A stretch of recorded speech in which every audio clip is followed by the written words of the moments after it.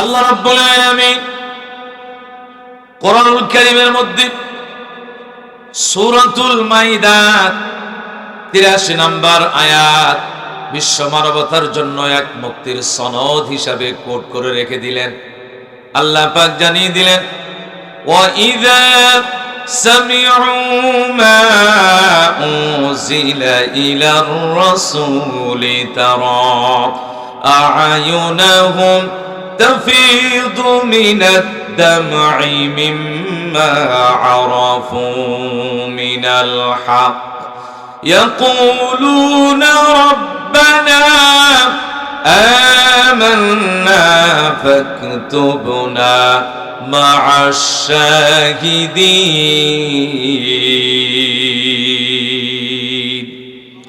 স্মরণ করুন সেই সময়ের কথা যখন আপনার প্রতি যা নাযিল করা হয়েছিল, যখন তারা শ্রবণ করলো এই কিতাবের বাণীগুলি, তখন তাদের চক্ষু দিয়ে অশ্রু ঝরতে লাগলো। কারণটা কি? এর কারণটা কি আল্লাহ পাক জানিয়ে দিলেন, মিম্মা আরাফু মিনাল হক, তারা সত্য জানতে পেরেছে। কারণ ঈসা রূহুল্লাহ, আল্লাহ পাকের কাছে একজন আল্লাহ রাব্বুল আলামিনের নবী এবং রাসূল, এবং তার মা হলো পুত পবিত্র। শুধু তাই নয়, আবু সিনার বাদশা নাজ্জাসী বললেন, আপনাদের নবী মুহাম্মদ সাল্লাল্লাহু আলাইহি ওয়াসাল্লাম যেই কথাটি বলেছেন আমাদের নবী সম্পর্কে, এবং তোমাদের কোরআনে যেই কথাগুলি বলা হয়েছে, নিঃসন্দেহে সত্য কথা বলা হয়েছে। এই মুহূর্তে আমি কালেমা পড়ে মুসলমান হয়ে গেলাম, বলি সুবহানাল্লাহ। আবু সিনার বাদশা নাজ্জাসী কালেমা পড়ে মুসলমান হয়ে গেলেন। মিম্মা আরাফু মিনাল হক ইয়াকুলুনা রাব্বানা, সকল মানুষগুলি ওই প্রাসাদে আবু সিনিয়ার বাদশা নাজ্জাসী সহ সকলেই বলে উঠল, হায় আমাদের পালন কর্তা, হায় আমাদের রব। ইয়াকুলুনা রাব্বানা আমান্না, ঈমান আনলাম, বিশ্বাস করলাম। ইয়াকুলুনা রাব্বানা আমান্না ফাকতুবনা মা'আশ শাহিদিন, সত্যের সাক্ষ্যদাতাদের আমাদেরকে অন্তর্ভুক্ত করে নিন। আল্লাহ রাব্বুল আলামিনের কাছে এই দৃষ্টান্ত, এই কাহিনী, এই ঘটনা এত বেশি পছন্দ হয়েছে, আল্লাহ রাব্বুল আলামিন কোরআনুল কারীমের মধ্যে এটা উল্লেখ করেছেন, বলি আল্লাহু আকবার। হযরত জাফর রাদিয়াল্লাহু তাআলা আনহু যখন আল্লাহর কোরআন সূরা মরিয়ম তেলাওয়াত শুরু করে দিলেন, কাফ হা ইয়া আইন সাদ যিকরু রাহমাতি রাব্বিকা আবদাহু যাকারিয়া إذ نادى ربه نداء خفيا। যখন সূরা মারিয়াম তেলাওয়াত করছিল, আবু সিনার বাদশা তিনি সহ তার মহলে যতগুলো ব্যক্তি ছিল সকল মানুষের চক্ষু দিয়ে পানি পড়তে লাগলো। আল্লাহ রাব্বুল আলামিনের অশেষ রহমতে, কুদরতে সকল আল্লাহ পাকের সেই বান্দাগুলি কালেমা পড়ে মুসলমান হয়ে গেল, বলি সুবহানাল্লাহ। জানতে পেরেছে সত্য। আজ আমাদের মাঝে কোরআন আছে, ইসলাম আছে, কিন্তু সেই সত্যের মুখোমুখি, সত্যের কাছে আজও আমরা নাই। কথা বলেন ঠিক কিনা? আজও সেই কোরআন আছে, আজও সেই আমাদের কাছে ইসলাম আছে, কিন্তু ইসলামের বিধানগুলি কিছু মানি আর কিছু মানি না। ততটুকু মানি যতটুকু মানলে কোনো সমস্যা হবে না, আর যে বিষয়গুলি মানতে গেলে কষ্ট হয়, সমস্যা হয়, মুসিবত হয়, স্বার্থ থাকে না, সেই বিষয়গুলি কিন্তু আমরা মানতে চাই না। এই পৃথিবীতে মিম্মা আরাফু মিনাল হক, মুফাসসিরগণ বলেছেন সত্য, মহা সত্য যেই জিনিসগুলি এর মধ্যে এক নাম্বার হলো আল্লাহ। এক নাম্বার মহাসত্য কি? আল্লাহ আমাদের সৃষ্টিকর্তাকে, জীবনদাতাকে, হায়াতদাতাকে, মওতদাতাকে আল্লাহ। এক নাম্বার সত্য হলো আল্লাহ। দুই নাম্বার সত্য হলো রাসূল সাল্লাল্লাহু আলাইহি ওয়াসাল্লাম। তিন নাম্বার সত্য হলো আল কোরআনুল কারীম। চতুর্থ নাম্বার সত্য হলো পরকাল। বলি আল্লাহু আকবার। এক নাম্বার সত্য হলো আল্লাহ।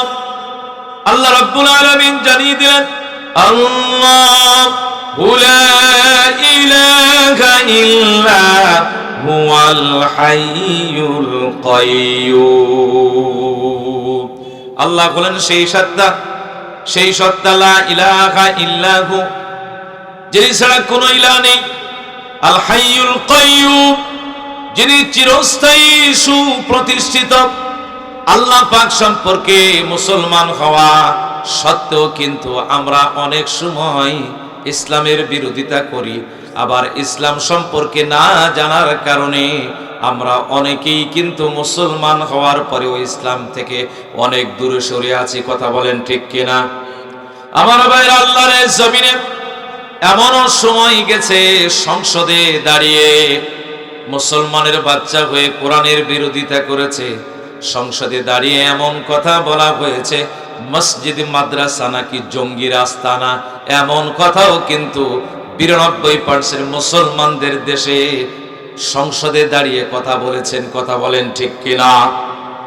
শুধু তাই নয়, যেই ব্যক্তিটি মসজিদ এবং মাদ্রাসা তালা মারার কথা বলেছিলেন, আজকে তিনি নেই। আল্লাহ রাব্বুল আলামিন তাকে জাহান্নামে ঢুকিয়ে তালা মেরে দিয়েছেন। বলি আল্লাহু আকবার। দাড়ি নিয়ে, টুপি নিয়ে, পর্দা নিয়ে কটূক্তি করেছিল। 1993 সনে বাংলার জমিন থেকে পর্দা করেই, বোরকা পরেই বাংলার জমিন থেকে ভারত পালিয়ে গেছিল। শুধু তাই নয়, আযান নিয়ে কটূক্তি করেছিল।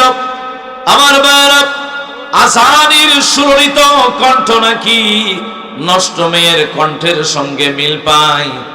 আজও সেই পৃথিবীর আগিনাই নাই, চলে গেছে। আমার ভাইয়েরা, পৃথিবীর আগিনায় সে অনেক আলোচনা করতে গিয়ে বলে থাকি, মসজিদ মাদ্রাসা আজও আছে, তালা মারা হয় নাই। নেই সুরঞ্জিত বাবু, দাড়ি টুপি পর্দা আজও আছে, নেই তসলিমা বুবু। আজও মসজিদে আজান হয়, নেই কবি শামসুর রহমান। বাংলার জমিনে ইসলাম ছিল, আছে, থাকবে, কিন্তু এই জমিনে থাকবে না নাস্তিক, মুরতাদ, নাফরমান। কথা বলেন ঠিক কিনা? অমুসলিম মুসলমান 56,000 বর্গ মাইল এই সোনার বাংলাদেশ কোরআনের আলোয় আলোকিত করতে গিয়া যদি ডাক আসে 92% মুসলমানদের দেশে দল মত নির্বিশেষে কোরআনের সঙ্গে থাকতে গিয়া যদি বুকের তাজা রক্ত ঢেলে দেওয়ার প্রয়োজন হয়, কারা কারা রাজি আছেন? দুহাত তুলে আল্লাহরে দেখান।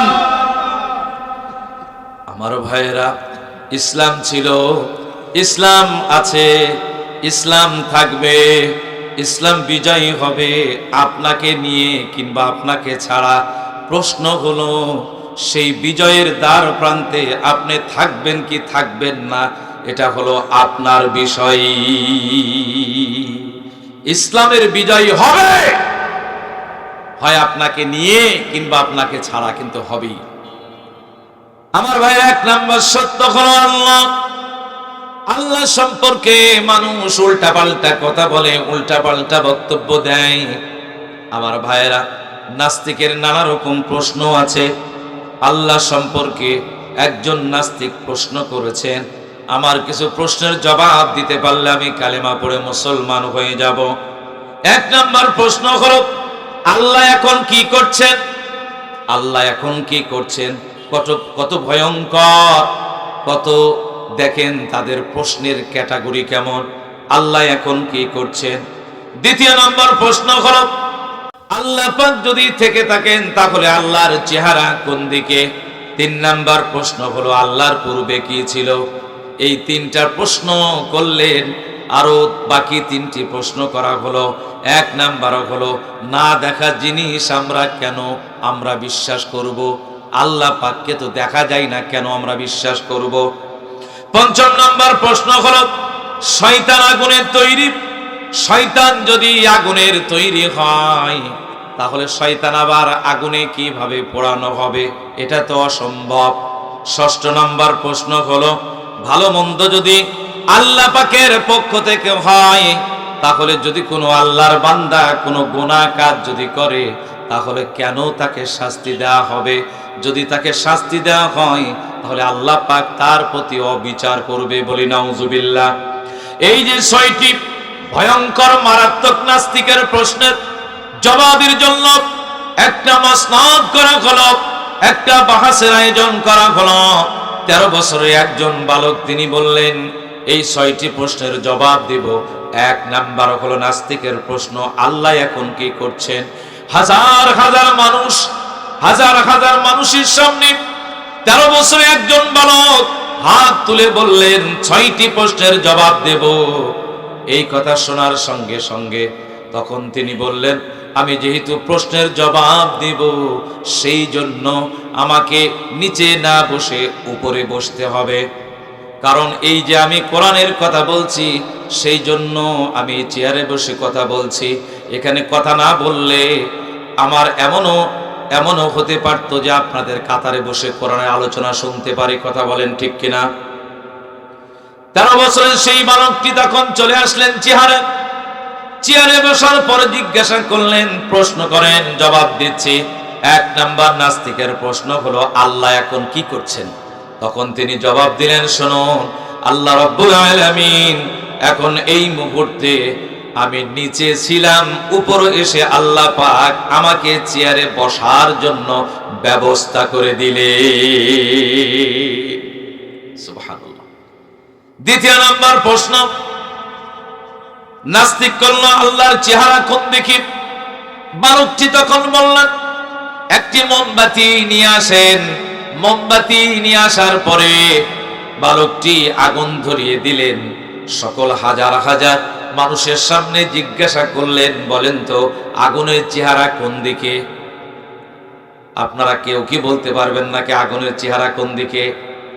মোমবাতি জ্বালিয়ে দেওয়ার পরে আগুনের চেহারা কোন দিকে যখন প্রশ্ন করা হলো, সকল মানুষগুলি বলে উঠল, আগুনের নির্দিষ্ট দিকে কোনো চেহারা নয়, কারণ এই আগুনের মুখগুলি, চেহারাগুলি চতুর্দিকে আছে, বলি আল্লাহু আকবার। জবাব পেয়ে গেল। 3 নাম্বার প্রশ্ন হলো, নাস্তিকের আল্লাহর পূর্বে কি ছিল? 13 বছরের বালক বললেন, এই প্রশ্নের জবাব দেব, কিন্তু আমার সঙ্গে কিছু প্রশ্নের উত্তর দিতে হবে। বালক বললেন, 10 থেকে আপনারা উল্টা দিক থেকে গণনা করেন। 10 গুনতে থাকলেন।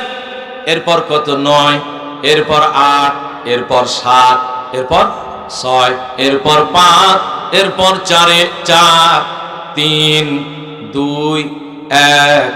জিজ্ঞাসা করলেন, 1-এর পূর্বে কি? বলতে পারে না। তিনি বললেন, বলেন 1-এর পূর্বে কি? কেউ বলতে পারে না। 13 বছরের বালক জানিয়ে দিলেন, তাহলে জেনে রাখুন, হুয়াল আউয়ালু ওয়াল আখিরু ওয়াজ যাহিরু ওয়াল বাতিন। তিনি প্রথম, তিনি শেষ, তিনি প্রকাশ্য, তিনি অপ্রকাশ্য। 3টি প্রশ্নের জবাব পাওয়ার সঙ্গে সঙ্গে হাজার মানুষগুলি আশ্চর্য হয়ে গেলেন। আল্লাহু আকবার।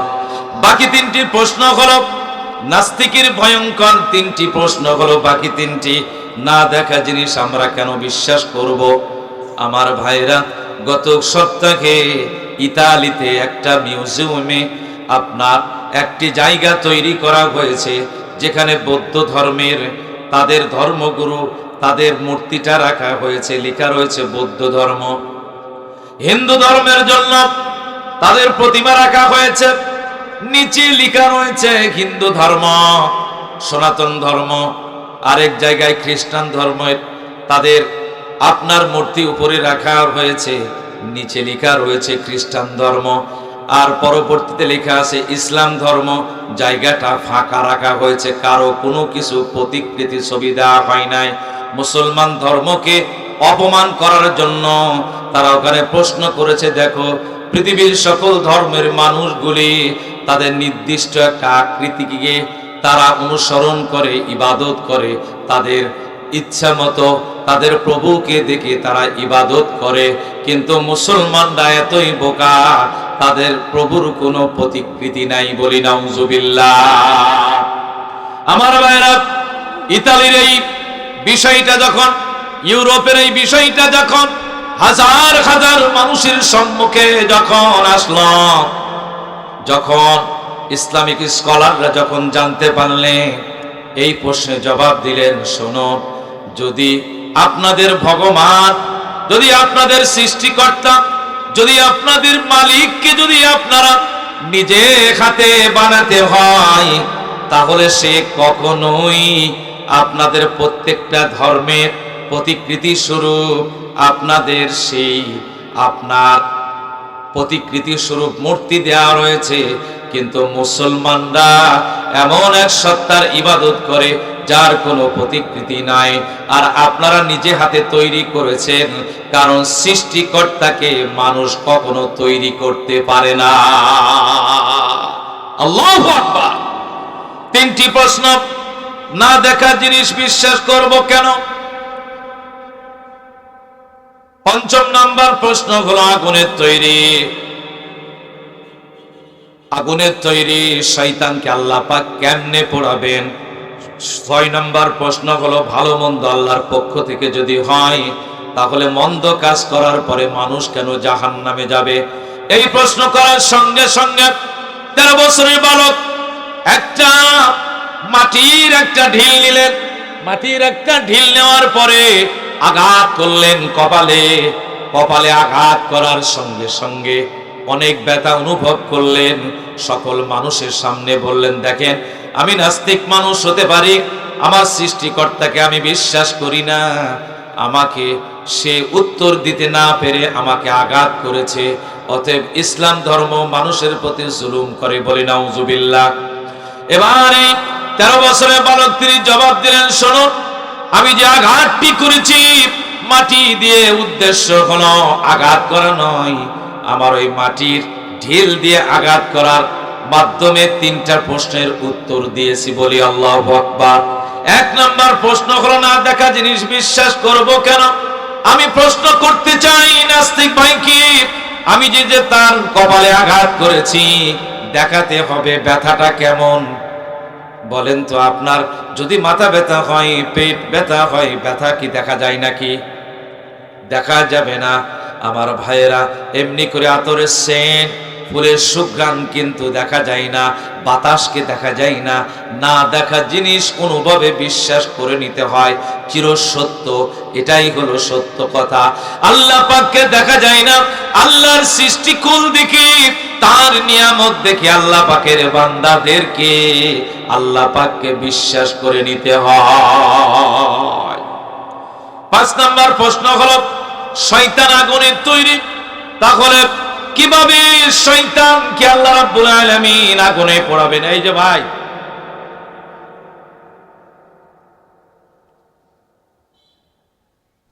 মুমিন, শয়তান আগুনের তৈরি, কিভাবে আবার আগুনে পোড়াবে?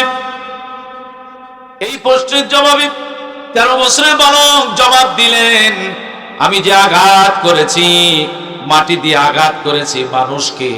আমার ভাইরা, মাটি দিয়ে মানুষকে আঘাত করা হয়েছে, মানুষ কিসের তৈরি বলেন? মানুষ কিসের তৈরি? মাটির তৈরি। মাটি দিয়ে আমি আঘাত করেছি, মাটি দিয়ে আঘাত করার কারণে, ঢিল দিয়ে আঘাত করার কারণে সে যদি কষ্ট পায়, সে যদি যন্ত্রণা অনুভব করে, তাহলে আল্লাহ রাব্বুল আলামিন শয়তান আগুনের তৈরি, ওই আগুনে পোড়াতে শাস্তি দিতে আল্লাহ পাক সক্ষম, বলি সুবহানাল্লাহ। 6 নম্বর প্রশ্ন হলো, ভালো মন্দ আল্লাহর পক্ষ থেকে যদি হয়, তাহলে মানুষ কেন এই দুনিয়ায় অপরাধ করার পরে শাস্তি পাবে? কঠিন এক ভয়ঙ্কর প্রশ্ন। আমার ভাইয়েরা, আপনাদের এলাকায় বটি আছে, বাজার থেকে কিনে নিয়ে এসে তরি তরকারি কুটে খান, আছে না? বটি নিয়ে আসার পরে আপনার পরিবার, আপনার স্ত্রীকে দিলেন তরি তরকারি কুটে, বছরের পর বছর খাচ্ছেন, হঠাৎ করে পাশের বাড়ির সাথে আপনার গন্ডগোল লেগে গেছে, রাগের মাথায় বটি নিয়ে গিয়ে আপনি এক কোপ দিয়েছেন, কোপ মেরে মাথাটা আলাদা হয়ে গেছে, মারা গেছে, মামলা হয়েছে, প্রশ্নের জবাব দেন। তাহলে মামলাটা কার বিরুদ্ধে হবে? যিনি আঘাত করেছেন তার বিরুদ্ধে হবে, তার নামে হবে, নাকি যেই দোকান থেকে কিনে নিয়ে এসেছে তার নামে হবে? যে আঘাত করেছে তার নামে হবে, কারণ সে আঘাত করেছে। যেই দোকান থেকে ক্রয় করে নিয়ে এনেছেন তার নামে কিন্তু মামলা হবে না, কারণ বটি দিয়ে তরি তরকারি কুটে খায়। আল্লাহ পাক বিবেক দিয়েছেন, আল্লাহ রাব্বুল আলামিন আকল দিয়েছেন মানুষকে। মানুষ ইচ্ছা করলে এই বটি নামক আকল দিয়ে ভালো কাজ করতে পারে। মানুষ যদি আবার এই বিবেক দিয়ে অন্যায় কাজ করে, এর জবাবদিহিতা আল্লাহ পাক দেবেন না, আল্লাহর ওই বান্দাকেই দিতে হবে। ৬টি প্রশ্নের জবাব পাওয়ার সঙ্গে সঙ্গে সকল মানুষ, যত ব্যক্তি ছিলেন সকলে কালেমা পড়ে মুসলমান হয়ে গেলেন। লা ইলাহা ইল্লাল্লাহু মুহাম্মাদুর রাসূলুল্লাহ সাল্লাল্লাহু আলাইহি ওয়াসাল্লাম। 4টি মহাসত্য। 1 নাম্বার হলো আল্লাহ। 1 নাম্বার কি? আল্লাহ। আল্লাহ পাককে অনুভবে আল্লাহর বান্দারা চিনে নেন, বুঝে নেন। মুসা আলাইহিস সালাতু ওয়াস সালাম আল্লাহ পাককে বললেন, আল্লাহ আমার তো মনে হয় আপনি ঘুমান। আল্লাহ নবী মুসা কালিমুল্লাহ বেশি বেশি আল্লাহ পাককে প্রশ্ন করতেন। আল্লাহ পাক বললেন, না আমি ঘুমাই না। মুসা নবী বললেন, আল্লাহ আমি জানি আপনি ঘুমান না, কিন্তু আমি প্রমাণ একটু দেখতে চাই। সঙ্গে সঙ্গে মুসা নবীকে বললেন, ওগো মুসা কালিমুল্লাহ, পাহাড়ে চলে যাও, গ্লাসে পানি নাও। পানি নিয়ে চলে গেল পাহাড়ে। যাওয়ার পরে দাঁড়িয়ে থাকো, যতক্ষণ পর্যন্ত আমি নিষেধ না করব ততক্ষণ পর্যন্ত তুমি দাঁড়িয়ে থাকবে। আল্লাহর পয়গম্বর মুসা কালিমুল্লাহ দাঁড়িয়ে রইলেন। দীর্ঘ সময় অতিবাহিত হতে লাগলো। একটা পর্যায়ে ক্লান্ত হয়ে ঘুমে আচ্ছন্ন হয়ে তন্দ্রা তাকে স্পর্শ করেছে। হাত থেকে গ্লাসটা পড়ে গিয়ে চূর্ণ বিচূর্ণ হয়ে গেল। আল্লাহ পাক ডাক দিয়ে মুসা নবীকে বললেন, ওগো আল্লাহ, ওগো মুসা কালিমুল্লাহ, সামান্য একটি গ্লাস তুমি তোমার হাতের মুঠোর মধ্যে রাখতে পারলে না। তোমার তন্দ্রা আসার কারণে এই গ্লাসটি পড়ে গিয়ে চূর্ণ বিচূর্ণ হয়ে গেল। আমি আল্লাহ পাক যদি ঘুমাই, তামাম পৃথিবী এই গ্লাসের মতো পৃথিবীটা চূর্ণ বিচূর্ণ হয়ে যাবে। বলি আল্লাহু আকবার। 1 নাম্বার সত্য হলো আল্লাহ। 1 নাম্বার সত্য কি? 2 নাম্বার সত্য হলো রাসূল সাল্লাল্লাহু আলাইহি ওয়াসাল্লাম। আল্লাহ পাক জানিয়ে দিলেন, ওয়া মা আরসালনাকা ইল্লা রাহমাতাল লিল আলামিন।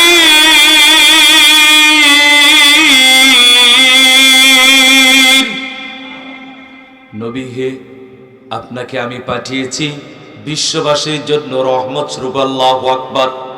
কঠিন পরিবেশ, গোটা পৃথিবী অন্ধকারাচ্ছন্ন, নবীকে পাঠালেন, গোটা পৃথিবী আলোকময় হলো। শুধু মানুষের জন্য নয়, কুল কায়নাত সকলের জন্য। আপনার আমার নবী প্রতিটা জগতের জন্য, প্রতিটা মাখলুকের জন্য রহমত। বলি আল্লাহু আকবার। আপনার আমার নবী দুজাহানের বাদশা আকাই নামদার তাজদারে মদিনা সম্পর্কে সামবেতের মধ্যে উল্লেখ করা হয়েছে। সামবেত, এইদিকে তাকান ভাই, এইদিকে তাকান। সামবেতের মধ্যে উল্লেখ করা হয়েছে, অল্লং জ্যেষ্ঠং শ্রেষ্ঠং পরমং পুণ্যং ব্রহ্মণং আল্লাহ আল্লাহ রসুল্লাহ মোহাম্মদুর কং বরস্য আল্লাহ আল্লাহ অদল্লং বুকমকং আল্লাহ বকং নির্ঘাতকম। যার অর্থ আমি জ্যেষ্ঠ, আমি শ্রেষ্ঠ, আমি পরম পুণ্য ব্রহ্ম, আমি আল্লাহ, আল্লাহ রসুল মোহাম্মদের তুল্য আর কি আছে? বলি সুবহানাল্লাহ। সম্বেতের মধ্যে আর উল্লেখ করা হয়েছে, লা ইলাহা ভর্তি পাপম, ইল্লা ইলাহা পরম পদম, জন্ম বৈকুণ্ঠ পর অপ ইন্তি জপি নাম মোহাম্মদ। লা ইলাহা বললে সমস্ত পাপ মাফ হয়, ইল্লাল্লাহ বললে প্রচুর সম্মানের অধিকারী হওয়া যায়। যদি কেউ চিরতরে স্বর্গবাস করতে চায় সে যেন মুহাম্মাদের নাম জপ করে। বলি সুবহানাল্লাহ। আরেকটু আসতে বলেন সুবহানাল্লাহ।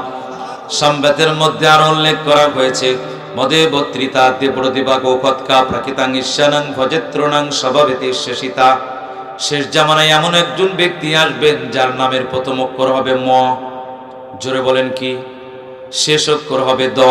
ওই ব্যক্তি গরু খান, তিনি ঈশ্বরের পক্ষ থেকে প্রেরিত স্বয়ং স্বভাবেত এবং ঈশ্বরীদের তাকে অনুসরণ করছে। জগৎবাসী তোমরা তাকে অনুসরণ করো।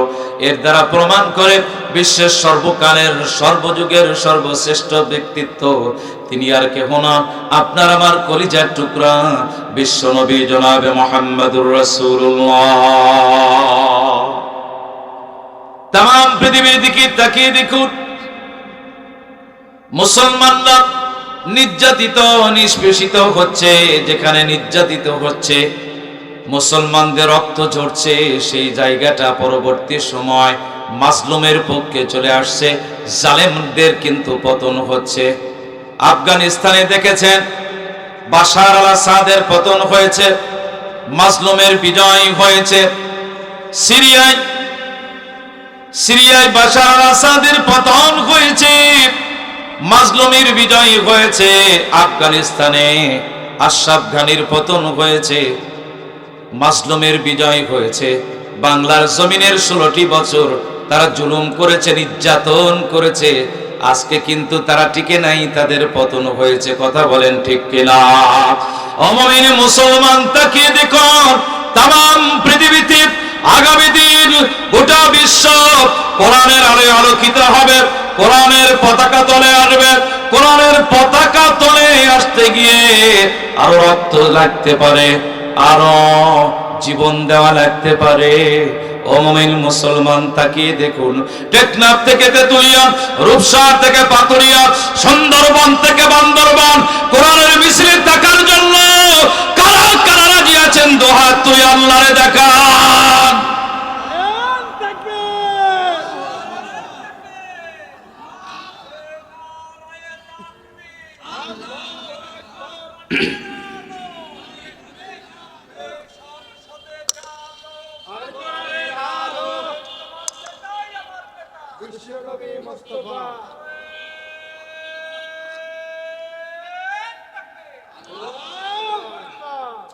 বিশ্বনবী ছিলেন, বিশ্বনবীর আদর্শ আজও মুসলমানদের হৃদয়ে আছে। কথা বলেন ঠিক কিনা?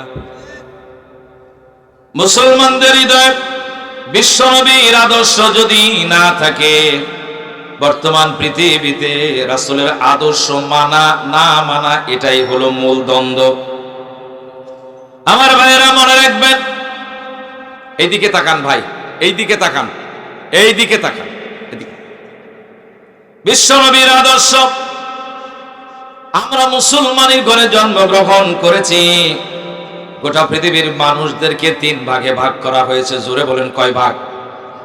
1 নাম্বার হলো ইমানদার, আরেক হলো কাফের। কাফির মুশরিক বেঈমান তারা আলাদা, আরেক হলো ইমানদার। আর ইমানদারদের মধ্যে 2টা ভাগ, এক হলো ইমানদার মুসলিম, আরেক হলো মুনাফিক। মুনাফিক এদের জন্ম কিন্তু মুসলমানের ঘরেই। কথা বলেন ঠিক কিনা? আমার ভাইয়েরা মনে রাখবেন, দুনিয়ার জিন্দেগি আমাদের জন্য অতি অল্প সময়ের জন্য পৃথিবীতে আমরা এসেছি। বিশ্বনবীর আদর্শ যদি মানতে পারি, জীবনটা আমাদের ধন্য হয়ে যাবে। বলি আল্লাহু আকবার। আল্লাহর নবীজি, আমার ভাইরা, ওই যে রাস্তায় যারা দাঁড়িয়ে আছেন, ওই যে ভাই রাস্তায় যারা দাঁড়িয়ে আছেন, ওই যে রাস্তায় সোজা ভাই, রাস্তায় যারা দাঁড়িয়ে আছেন, মেহেরবানি করে সামিয়ানা নিচে চলে আসুন।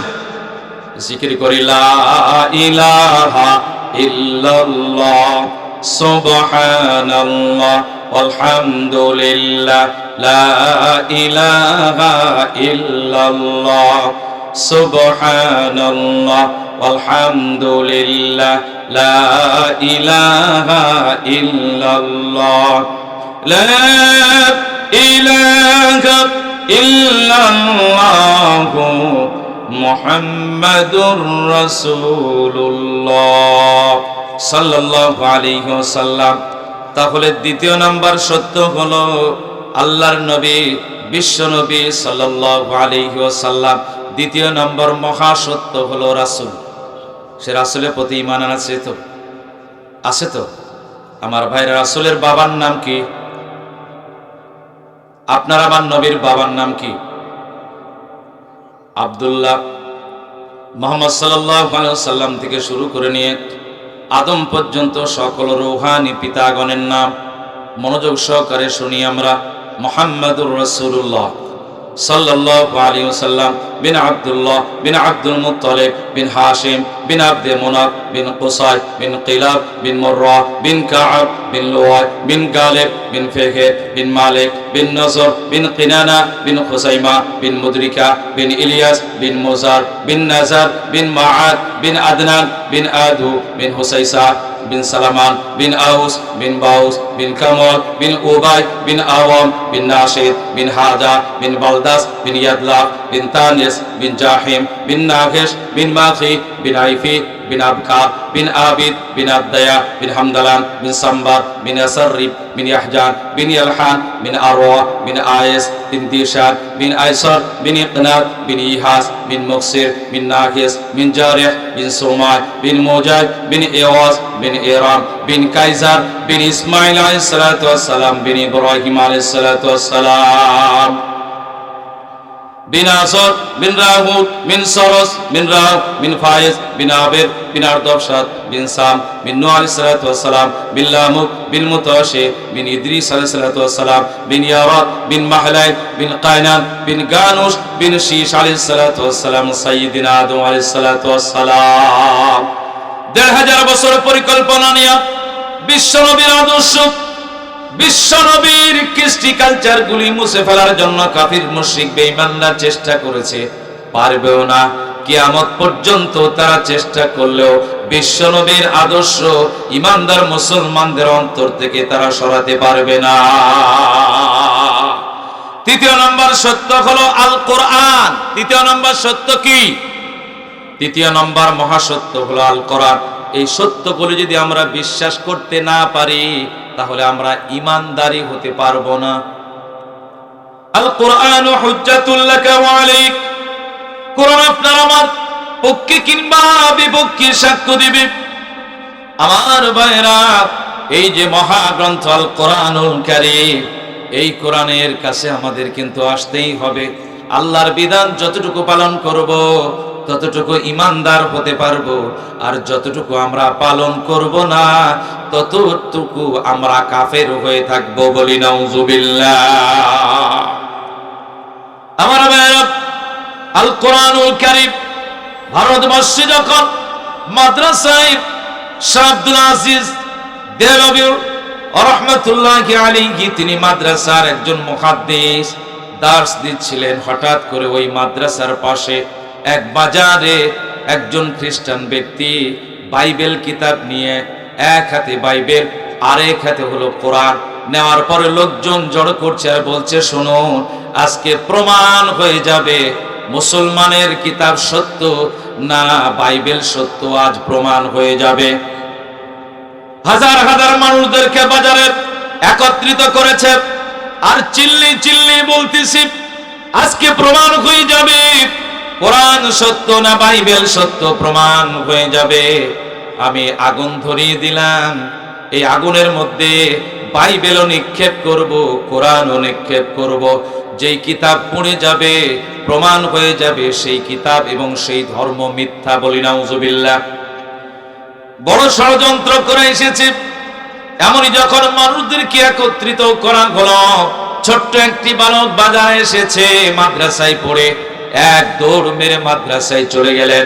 যাওয়ার পরে হুজুরকে শাহ আব্দুল আজিজ দেহলভী রাহমাতুল্লাহ আলাইহিকে ডাক দিয়ে বললেন, হুজুর, বাজারে কোরআন কি পুড়িয়ে ফেলা হচ্ছে, সত্য মিথ্যার পার্থক্য জানার জন্য তাড়াতাড়ি চলেন। শাহ আব্দুল আজিজ দেহলভী রাহমাতুল্লাহ আলাইহি বাজারে চলে আসলেন। লক্ষ্য করে দেখলেন হাজার হাজার মানুষ আর একজনের হাতে একটি বাইবেল আরেকটা হলো কোরআন। বলছে এই মুহূর্তে আমি আগুনে ছেড়ে দেব, যেই কিতাবটি পুড়ে যাবে সেই কিতাব হলো সত্য না, সেই ধর্ম সত্য না।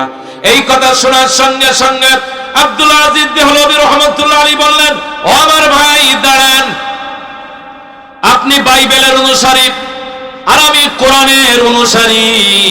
বাইবেল এবং কোরআনকে আগুনে নিক্ষেপ করার দরকার নাই, আসেন আপনিও ঝাঁপ দেন আগুনের মধ্যে, আমিও ঝাঁপ দিই। যেই ব্যক্তি পড়বে না প্রমাণ হয়ে যাবে তার ধর্ম সত্য। আল্লাহু আকবার। এই কথা শোনার সঙ্গে সঙ্গে বাইবেলের অনুসারী বলল, হুজুর সম্ভব না, কারণ আগুনে আমি ঝাঁপ দিলেই পড়ে যাব। আমি বড় ষড়যন্ত্র করেছি, বাইবেলের প্রতিটি পাতায় পাতায় এমন মেডিসিন আমি লাগিয়ে দিয়েছি, আগুনে যদি নিক্ষেপ করি তাহলে পড়বে না। আর কোরআনের প্রতিটা পাতায় পাতায় এমন মেডিসিন দিয়েছি যেন আগুনে নিক্ষেপ করলেই পড়ে যায়। কিন্তু হুজুর আমি জানতে চাই আপনার শরীরের মধ্যে আপনি কি মেডিসিন লাগিয়েছেন যার কারণে আগুনে ঝাঁপ দিতে যাচ্ছেন? আব্দুল আজিজ দেহলভী রহমাতুল্লাহ আলাইহি তিনি বললেন, শোনো, আমি আমার অন্তরে, আমি আমার দেহে এমন মেডিসিন লাগিয়েছি, যেই মেডিসিন দুনিয়ার আগুন তো দূরের কথা, জাহান্নামের আগুন পর্যন্ত আমাকে স্পর্শ করবে না। আল্লাহু আকবার। কোরআনের জন্য আগুনে ঝাঁপ দিতে প্রস্তুত, কেবলমাত্র কোরআনকে ভালোবেসে। আমার ভাইরা, সেই কোরআনের প্রতি আমাদের ভালোবাসা আছে তো? জীবনের চাইতে কম না বেশি? বেশি। আমার ভাইরা, ভারতের নবম রাষ্ট্রপতি ডক্টর পণ্ডিত শঙ্কর দয়াল শর্মা, কি নাম বললাম? ডক্টর পণ্ডিত শঙ্কর দয়াল শর্মা। এই পণ্ডিত তিনি বলেছেন কোরআন সম্পর্কে কত সুন্দর চমৎকার, ভারতের নবম রাষ্ট্রপতি সাজ দিলে বের হয়ে যাবে। তিনি বলেছেন, আমল की किताब थी, दुआ की किताब बना दिया, शख्स ने किताब थी, पढ़ने की किताब बना दिया, जिंदावन का दस्तर था, मुर्दन का मंशर बना दिया, मुर्दा कौमन का जिंदा करने आई थी, मुर्दन का बक्सा उन्हें पर लगा दिया, आए मुसलमान को ये तुमने किया किया। अल्लाहु अकबर। ভারতের নবম রাষ্ট্রপতি তিনি বলেছেন, আমল কি কিতাব থি, দুয়া কি কিতাব বানা দিয়া, যে আল্লাহর কোরআন মানার কিতাব ছিল তোমরা তাকে দুয়ার বই বানিয়েছো। কথা বলেন ঠিক কিনা? শামস নে কিতাব থি, পড়নে কি কিতাব বানা দিয়া, যে আল্লাহর কোরআন বুঝার কিতাব ছিল তোমরা তাকে পড়ার বই বানিয়েছো। জিন্দাওয়ান কা দস্তার তা, মুর্দান কা মানসুর বানা দিয়া, যে আল্লাহর কোরআন জীবিত মানুষের জীবন পরিচালনা পদ্ধতি ছিল, তোমরা তাকে মৃতদের ঘোষণাপত্র বানিয়েছ। মুর্দা কওমান কা জিন্দা করনে আই থি, মুর্দান কা বক্সাউনে পর লাগা দিয়া, যে আল্লাহর কোরআন মৃত জাতিকে জীবন দিতে এসেছিল তোমরা তাকে মৃতদের অপরাধ মাফ করিয়ে নেওয়ার বিষয় বানিয়েছ। আয়ে মুসলমান হয়ে তোমনে কিয়া কিয়া, হে মুসলমান জাতি তোমরা এটা কি করেছো? কোরআন কোথায়? ইসলাম কোথায়? এই কোরআন আজও আছে, কিন্তু আমাদের অন্তরে, সমাজে এবং রাষ্ট্রে কোরআন নাই। কথা বলেন ঠিক কিনা?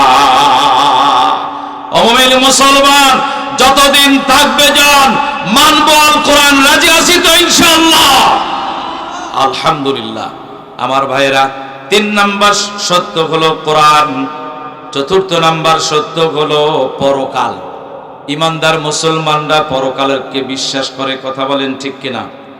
আমার ভাইয়েরা, আল্লাহ রাব্বুল আলামিন কোরআনুল কারীমের মধ্যে জানিয়ে দিলেন, হাল আতা আলাল ইনসানি হিনুম মিনাদ দাহরি লাম ইয়াকুন শাইআম মাযকুরা।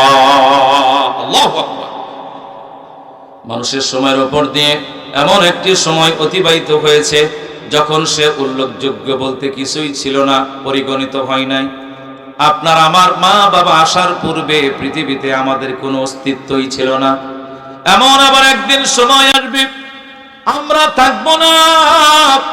আমার ভাইরা, দুনিয়া কিন্তু থাকার জায়গা না।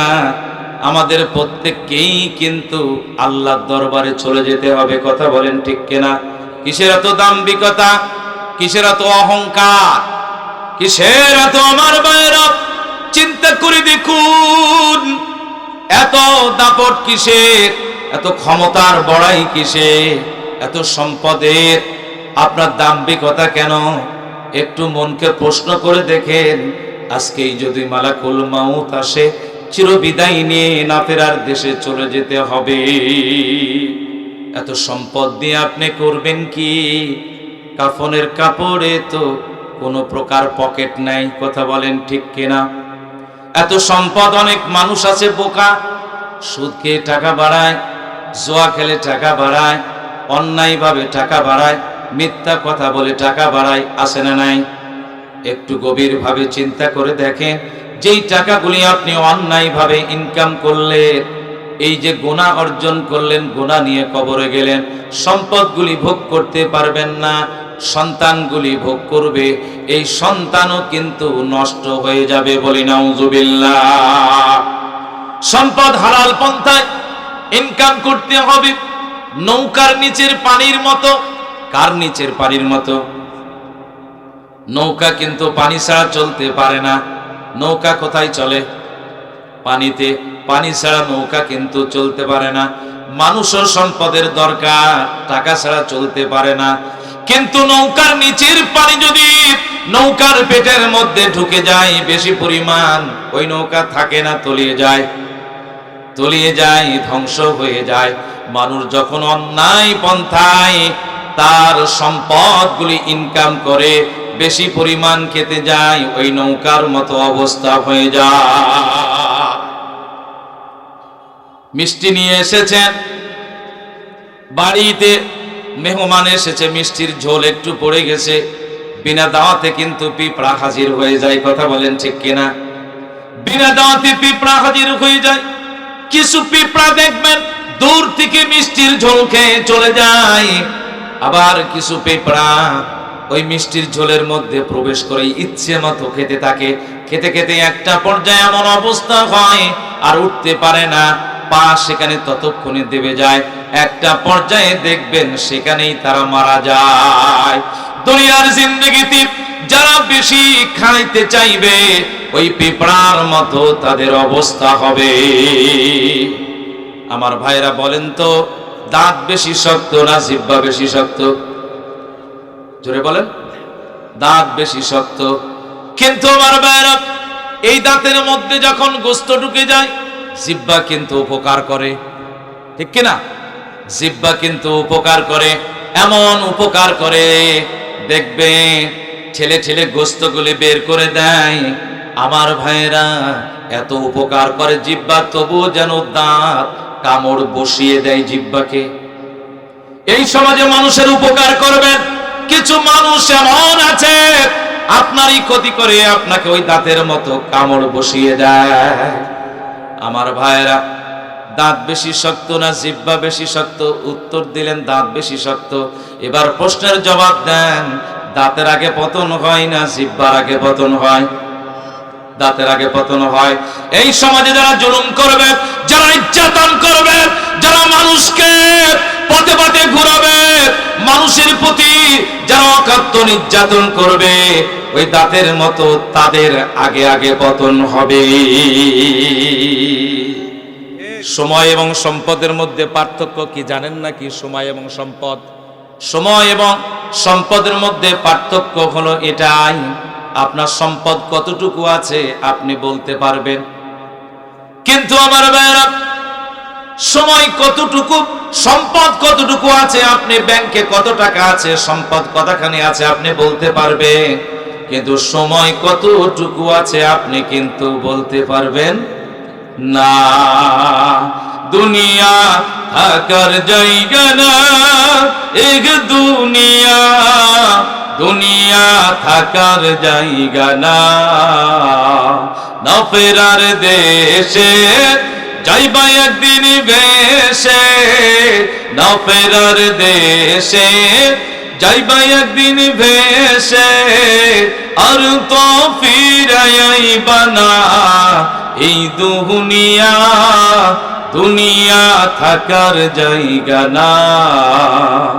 নাকের কাছে জীবন তোমার, মরণ ঘাড়ের পিছে, পরাণ পাখি দিলে ফাঁকি, সবই তোমার মিছে। চোখ মুজলি একবার তুমি, হায়রে চোখ মুজলি একবার আর তো ফিরে আইবা না। দুনিয়া থাকার জায়গা না, না ফেরার দেশে যাইবা একদিন ভেসে, আর তো ফিরে আইবা না। এই দুনিয়া দুনিয়া থাকার জায়গা না। তাহলে 4 নাম্বার সত্য হলো পরকাল, কেউ রব না। এই দুনিয়ার মায়া ত্যাগ করে আমরা সকলেই চলে যাব আমার ভাইরা। অতএব চিন্তা করতে হবে সেই পরকালে আপনি আমি কি সম্পদ নিয়ে যাব। আজ দেখেন মুসলমানের ঘরে জন্মগ্রহণ করেছি, নামের আগে মোহাম্মদ, নামের শেষে ইসলাম, তবু আমরা ইসলামের মধ্যে নাই, তবু আমরা কোরআন পড়ি না, আমরা 5 ওয়াক্ত নামাজ আদায় করি না। আমরা এমন আছি দেখা যায় ইসলাম থেকে অনেক দূরে, নামাজ থেকে অনেক দূরে, হালাল থেকে অনেক দূরে। কথা বলেন ঠিক কিনা? বাড়িতে পরিবার আছে, ইসলাম বলছে ওয়াবিল ওয়ালিদাইনি ইহসানা। তোমার পিতা একটু আস্তে আস্তে আস্তে, তোমার পিতা মাতার সঙ্গে ইহসান করো, দয়া করো, মা বাবার প্রতি একটু ভালোবাসা দেখাও। আমার ভাইয়েরা ইহসান করার কথা বললেন, আজ একটু গভীরভাবে চিন্তা করে দেখেন, আপনার তো সন্তান হয়েছে, সেই সন্তানের জন্য আপনি আমি আমরা কত কষ্ট করছি। একই রকম কষ্ট করেছিলেন আপনার আমার মা বাবা। মা বাবার মতো দরদি এই পৃথিবীতে কেউ হবে না।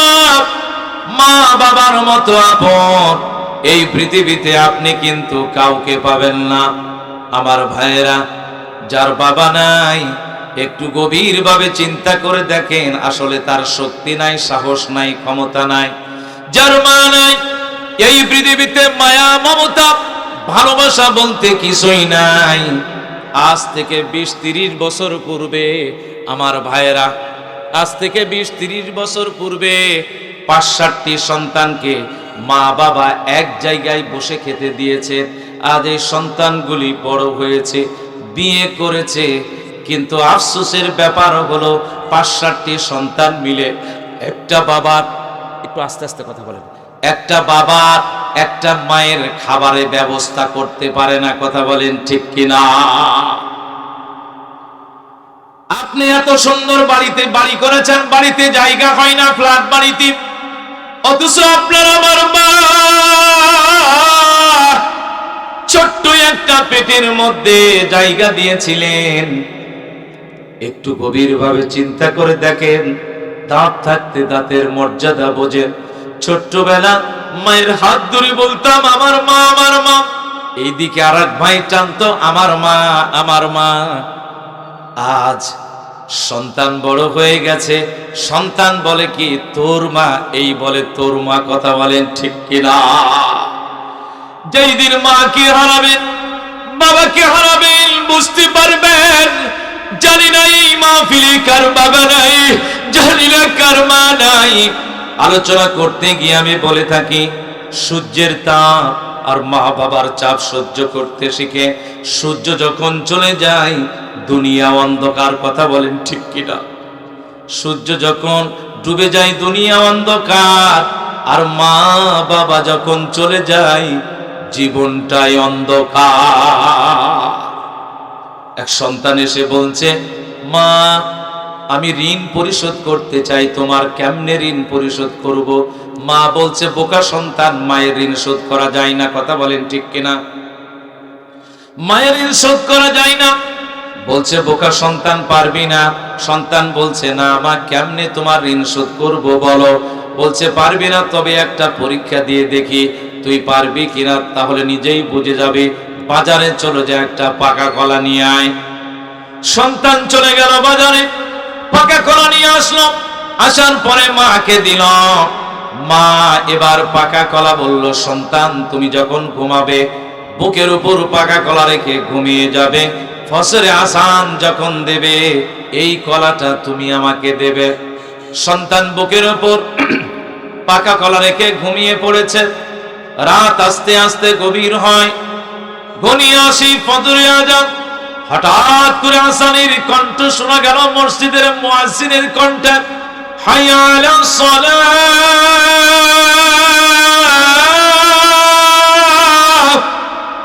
মা ঘরের মধ্যে প্রবেশ করলেন।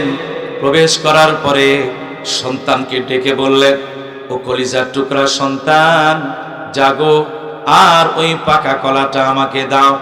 সন্তান ঘুম থেকে জাগলো, বুকের উপর পাকা কলাটা তাকিয়ে দেখে নাই। এই দিক ওই দিক তাকিয়ে দেখে পাকা কলাটা নাই। এইদিকে তাকিয়ে দেখে কখন জানি পিঠের নিচে পড়ে চ্যাপ্টা হয়ে গেছে। এই চ্যাপ্টা কলা নিয়া মায়ের দিকে গিয়ে যাচ্ছে। মাকে উদ্দেশ্য করে বলে, মা আমি ঘুমের মধ্যে বুঝতে পারি নাই, কলা জানি কখন যেন আমার বুকের উপর থেকে পড়ে গিয়ে চ্যাপ্টা হয়ে গেছে। মা এই যে কলাটা নাও।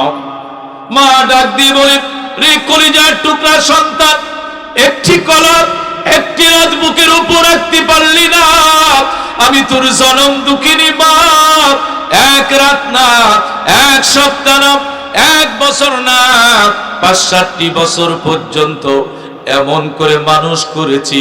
প্রচন্ড শীতের মধ্যে যতবার তুই পেশাব করেছিস, যতবার পায়খানা করেছিস আমি চেঞ্জ করে দিয়েছি।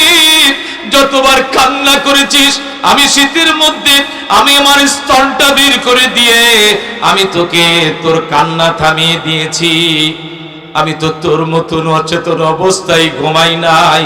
যদি আমি তোর মতন অচেতন অবস্থায় ঘুমাতাম, এত দিনে কলার মতো তুই চ্যাপ্টা হয়ে যাইতি। সন্তান বুঝতে পারল, দৌড়ে গিয়ে মায়ের পা জড়িয়ে ধরে বলছে, মা বুঝতে পেরেছি মায়ের ঋণ কোনদিন শোধ করা যায় না। আমার মায়ের কথা পড়লে মনে আধারের মেঘে ঢেকে যাই হৃদয়।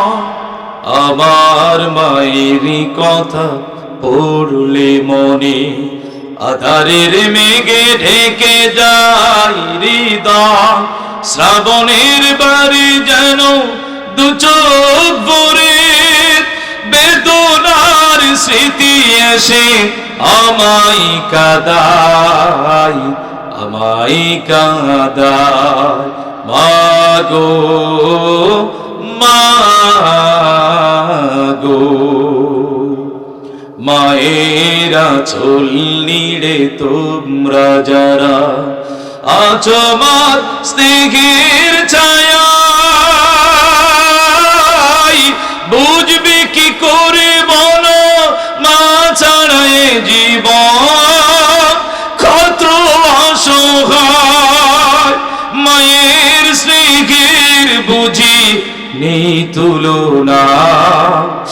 মাগো মাগো আমার মায়ের কথা পড়লে মনে আধারের মেঘে ঢেকে যাই হৃদয়। শ্রাবণীর বাড়ি যেন দু চোখ ভরে বেদনার স্মৃতি এসে আমায় কাঁদায়, আমায় কাঁদায়। মাগো মাগো। আমার ভাইয়েরা, 4 সত্য। এক সত্য হলো আল্লাহ, দ্বিতীয় নম্বর সত্য হলো রাসূল মুহাম্মদ সাল্লাল্লাহু আলাইহি ওয়াসাল্লাম, তৃতীয় সত্য হলো কোরআন, আর চতুর্থ সত্য হলো পরকাল। সেই পরকালে যেতে হবে, সে মহান মালিক আল্লাহ পাককে আমাদের ভয় করতে হবে। দুনিয়া থাকার জায়গা না। কাল কিয়ামতের ময়দানে 4 প্রকার মানুষ 4টি অভিযোগ করবে। 1 নম্বর হলো ধনী ব্যক্তিরা বলবে, আল্লাহ সম্পদ ছিল, তোমাকে ডাকতে পারি নাই। তাদের বিরুদ্ধে আল্লাহ রাব্বুল আলামিন সুলাইমান নবীকে আল্লাহ পাক দাঁড় করাবেন। আল্লাহ পাক বলবেন, দেখো আমার পয়গম্বর সুলাইমান তাম পৃথিবী রাজত্ব দেওয়ার পরেও আমাকে ভুলে যায় নাই। আল্লাহু আকবার। যারা দাস ও গোলাম তারা বলবে, দুনিয়াতে অনেকে অজুহাত খুঁজবে, আল্লাহ দাস ছিলাম, গোলাম ছিলাম, তাই তোমাকে ডাকতে পারি নাই। আল্লাহ পাক তার বিপক্ষে ইউসুফ নবীকে দাঁড় করাবেন, বলবেন, দেখো আমার নবী ইউসুফ দাস ছিল, গোলাম ছিল, জেলখানায় ছিল, তবু আমাকে ভুলে যায় নাই। তৃতীয় নম্বর হলো, যারা দারিদ্র্যের দোহাই দিবে, টাকা নাই, সম্পদ নাই, খেতে পারি না, বলবে আল্লাহ তোমাকে দরিদ্র হওয়ার কারণে ডাকতে পারি নাই। তাদের বিপক্ষে আল্লাহ পাক ঈসা নবীকে আল্লাহ পাক দাঁড় করাবেন। চতুর্থ নম্বর, দুনিয়াতে যারা বলবে আল্লাহ আমি অসুস্থ ছিলাম তাই তোমাকে ডাকতে পারি নাই, তাদের বিপক্ষে আল্লাহ রাব্বুল আলামিন দাঁড় করাবেন আইয়ুব নবীকে। আল্লাহু আকবার। 18 বছর অসুস্থ হওয়ার পরে আল্লাহ রাব্বুল আলামিনকে ভুলে যান নাই, অতএব কোনো অজুহাত দেখাবো না, এই কারণে ওই কারণে